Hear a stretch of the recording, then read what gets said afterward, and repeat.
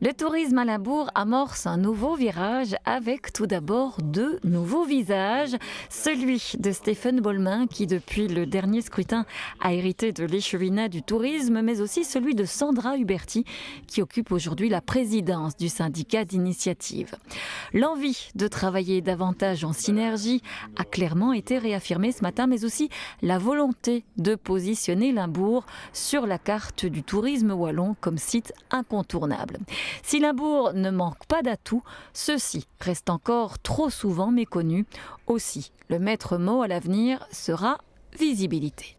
On avait pour habitude à Limbourg de fonctionner essentiellement par des brochures ou d'autres types de supports papier.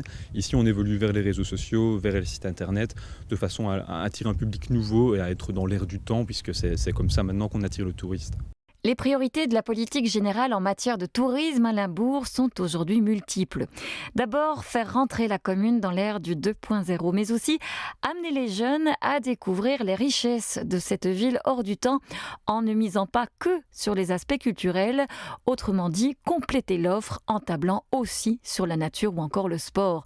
Le tout sans oublier d'encourager le consommer local.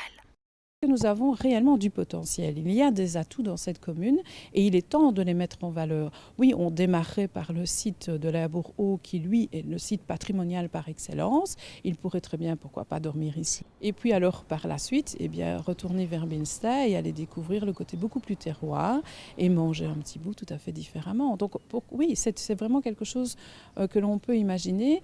Économiquement parlant, c'est très bien pour la commune.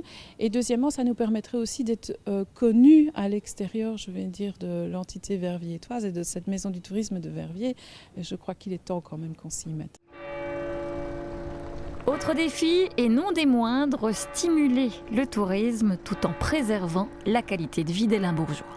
Limbourg est un lieu de vie, on est très attentif à préserver le cadre de vie des citoyens limbourgeois, on est en contact régulier avec eux, on essaie de traiter les problématiques qui leur tiennent à cœur. Il y a une problématique du parking qui est assez importante, on réfléchit à des solutions. Donc tout l'enjeu pour nous est de faire venir un tourisme qui sera un tourisme doux, un tourisme vert, un tourisme respectueux du cadre de vie à Limbourg.